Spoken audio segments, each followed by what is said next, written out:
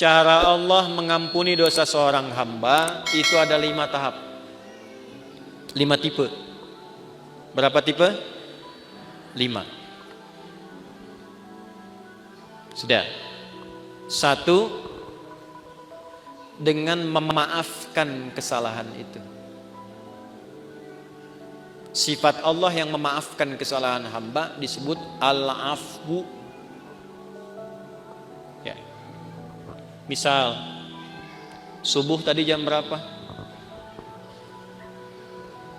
Kumaha ieu teh? 4:35.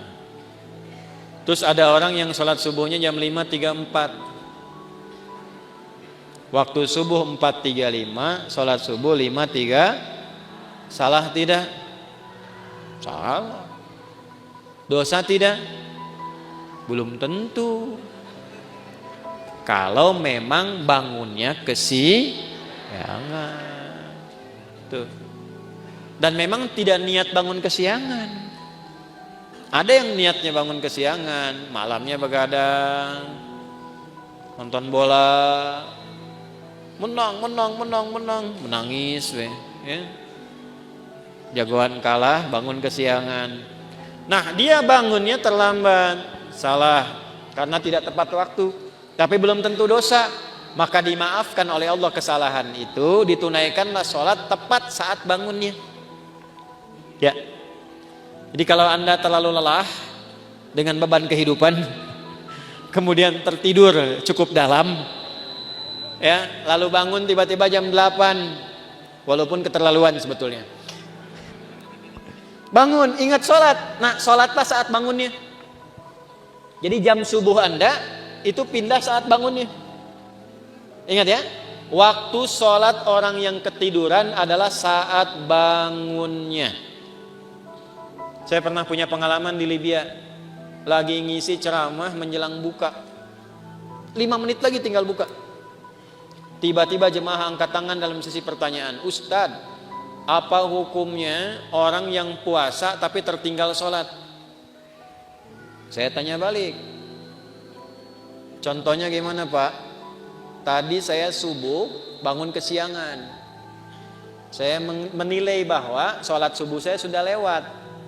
Jadi karena menyimpulkan sudah lewat waktu subuhnya, kehilangan waktu sholat. Dia tetap puasa tapi nggak sholat subuh. Zuhur sholat, asar sholat, maghrib belum karena nunggu buka. Maka bagaimana statusnya, status puasanya? Maka saya jawab, Pak, sekarang ambil wudhu, sholat subuh sekarang.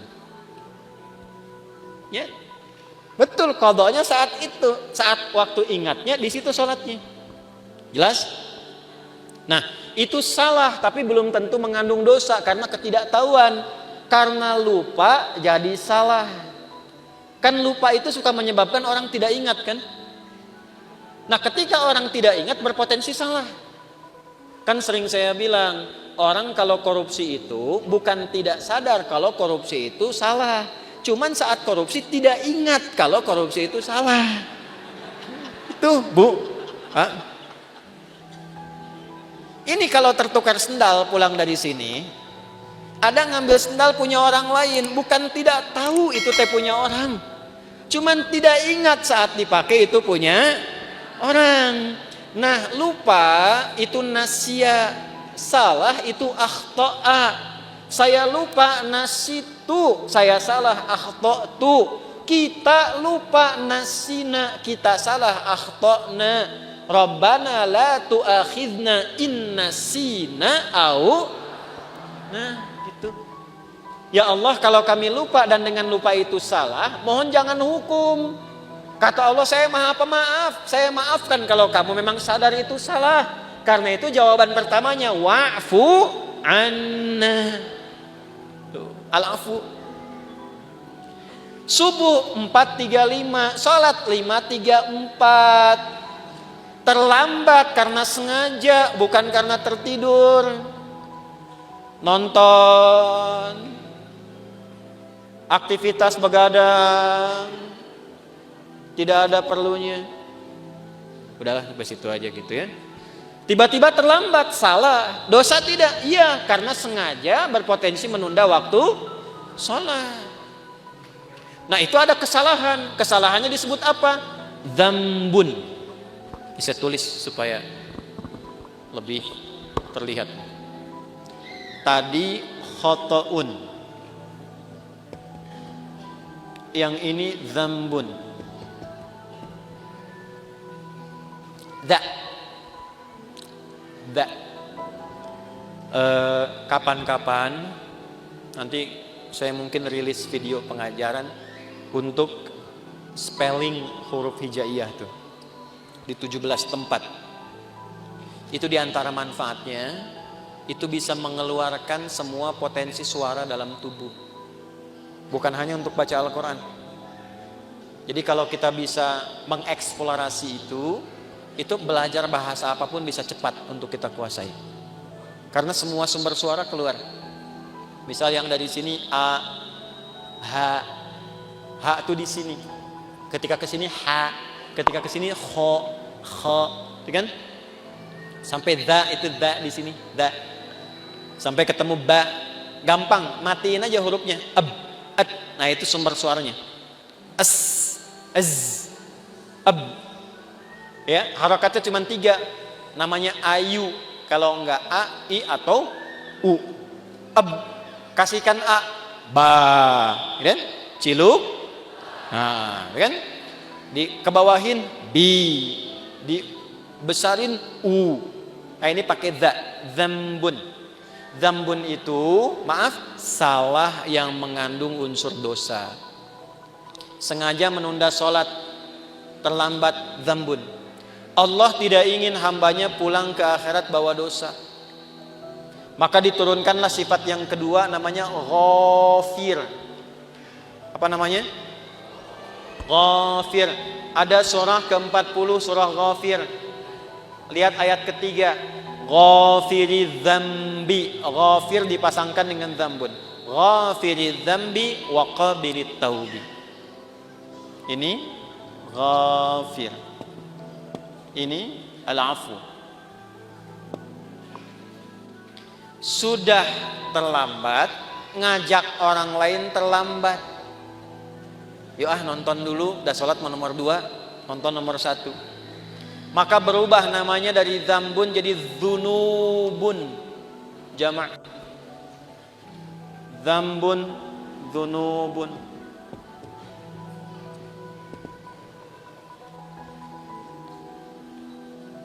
Sudah mencela, merasa paling hebat, merasa paling bagus, terakumulasilah dzunubun. Maka muncul sifat Allah yang ketiga untuk berpotensi menggugurkan itu. Namanya Ghaffarun. Ghaffar. Apa namanya? Di dalam surat apa? Surat Nuh ayat berapa? Ayat 10. Faqultu astaghfiru rabbakum innahu kana ghaffara. Kenapa menggunakan Ghafara tidak Ghafira? Karena umatnya Nabi Nuh sudah terakumulasi kesalahannya. Sudah mengancam Nabi Nuh, sudah nuduh Nabi Nuh, menjelek-jelekan Nabi Nuh, ngusir Nabi Nuh, menantang azab. Maka diturunkanlah kalimatnya bukan Ghafir tapi Ghafar. Sudah terlambat sholatnya, ngajak orang lain gak ke masjid, mencela orang yang ke masjid. Ayo atuh orang nonton heula, sholat dah sholat nomor 2 tuh. Isin aku itu ke masjid, ada eta mah soleh wungkul. Paham? Ya. Maka yang keempat ini ditambah ada zalimnya. Namanya dzunubun ma'adzulmi. Dzunubun ma'adzulmi. Dzunub dan zalim.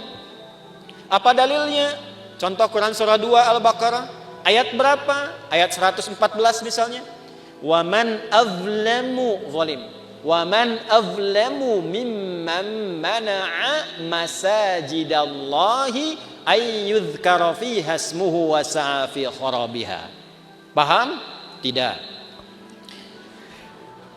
Siapakah kata Allah? Nih nanya sama kita. Pertanyaan ini enggak usah dijawab karena Allah sudah Maha tahu. Namanya pertanyaan retorik. Pertanyaan retorik itu pertanyaan yang diajukan untuk menggugah kita supaya mikir, bukan supaya jawab. Seperti khatib Jumat nanya kepada jamaah. Sudah menerangkan, dia tanya, apakah jamaah semua masih merasa beriman? Jangan dijawab, masih. Nah, ini masalah. Saya pernah khutbah Jumat tuh, satu daerah di desa, ya kan? Bukankah Bapak ini semuanya beriman kepada Allah? Betul. Itu pertanyaan retorik. Allah nanya kepada kita, gak usah dijawab. Supaya kita mikir. Maksudnya begini, kalian ini kenapa sih sudah berbuat banyak dosa masih zalim juga? Di antara perbuatan zalim dan banyak dosa, satu, ada yang sifatnya tentang ibadah di masjid. Orang yang mencegah orang ke masjid, sengaja menjatuhkan orang supaya keluar dari masjid, memfitnah ulama supaya tidak ada di masjid. Tuh. Itu namanya dosa akumulatif plus perbuatan zalim. Syirik, inna syirka la zulmun azim. Syirik masuk kategori ini nih. Syirik itu zalim. Ya. Hati-hati ya, yang kecil yang besar sama saja. 7 dosa besar nomor satunya syirik. Baik langsung atau menggunakan perantara. Langsung mengatakan semua agama sama, menuju pada Tuhan yang sama, cuma caranya beda-beda. Itu syirik lisan. Silakan, saya kalau masalah akidah tegas saya. Menggunakan perantara, pakai dukun. Saya langsung saja nih, saya nggak perlu minta maaf. Ya, pakai dukun, menggunakan jasa dukun. Menerawang air tuh, kira-kira malaikat ngatur apa enggak nih? Gimana supaya enggak hujan? Bawa panci, bawa apa, tok segala rupa itu. Kita itu umat yang sudah diatur dengan syariat, doanya ada. Mau kita minta hujan berhenti, mau dipindahin, mau hujan sudah ada. Lengkap, sanadnya sahih. Minta hujan bahkan ada sholatnya istisqa. Mindahin hujan ada, dalilnya di hadis Muslim ada, caranya ada. Semua sudah diatur. Bahkan secara teknologi bisa dilakukan juga, ada rekayasanya juga ada. Nah, ketika menggunakan jasa-jasa, jasa lah gitu, ya. Yang tidak diridhai dan ada dosanya, nah ini zalim perbuatannya. Tapi Allah tidak menginginkan dosa itu terbawa sampai meninggal. Itulah rahmannya Allah. Jadi Anda bayangkan Pak, Ibu, Allah saja pada orang yang syirik masih memberikan waktu sampai meninggal supaya tobat dengan rahmatnya. Masa anak Anda yang berbuat sesuatu yang mungkin Anda merasa melecehkan orang tua, Anda memvonis dengan durhaka dan dia mau memperbaiki itu, Anda tidak terima. Allah masih terima. Anda bukan Tuhan, sudah tidak mengakui sebagai anak. Di mana rahmatnya? Ini ya. Coba nanti di ujungnya indah sekali. Maka yang keempat namanya Ghafurun. Apa namanya? Ghafur. Ghafur. Pak Ghafur, nggak boleh cepat marah tuh. Tapi yang kelima, syirik iya, Allah. Mencuri iya, menjatuhkan iya, minum juga iya, zina pernah. Dan hebatnya begini, kalau dengar orang berbuat tindakan kriminal maksiat, dia belum mengerjakan, rasanya dia merasa belum komplit. Mana naon we? Iya. Si itu mah pernah begitu. Oh, benar gitu. Orang oge arek lah. Nah, itu berubah yang kelima. Namanya israf. Apa namanya? Israf itu sudah berlebihan. Ada orang berlebihan dalam dosa, semua pengen dicoba. Masih mungkin diampuni gak? Halo? Allah dengan sifat rahmannya masih menurunkan ampunan pada yang demikian kalau dia mau tobat. Inilah yang kelima puncaknya.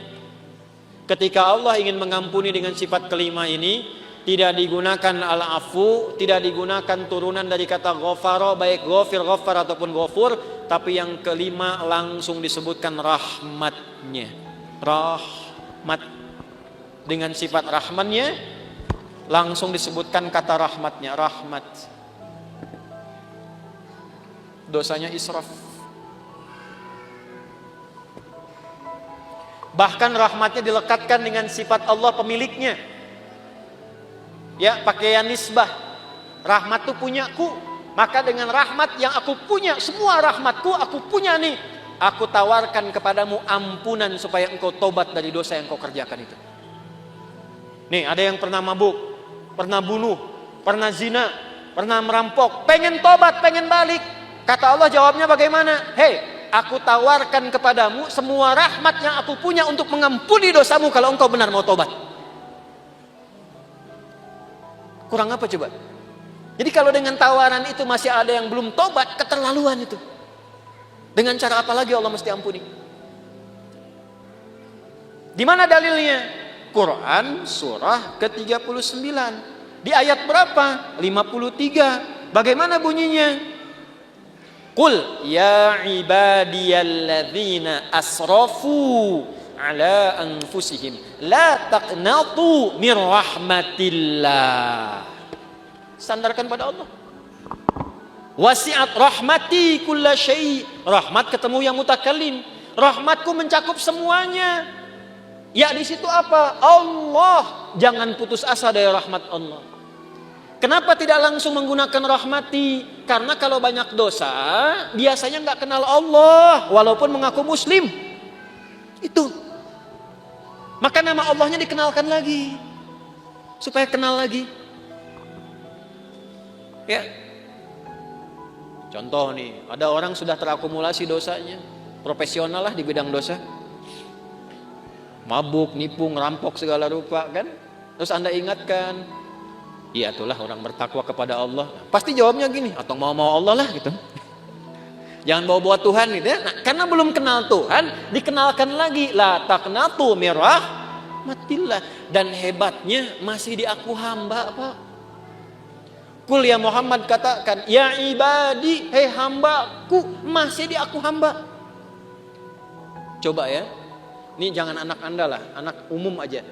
Ada ibu dan ayah, anaknya begitu durhaka, buruk terhadap citra keluarga. Di luar sudah merampok, sudah membunuh, sudah berzina, merusak nama keluarga. Tiba-tiba pulang ke rumah pengen minta maaf sama bapak dan ibu, diterima nggak? Ayo. Saya tanya nih, kalau bapak ibu mau terima, pertama ketemu senyum atau kecut?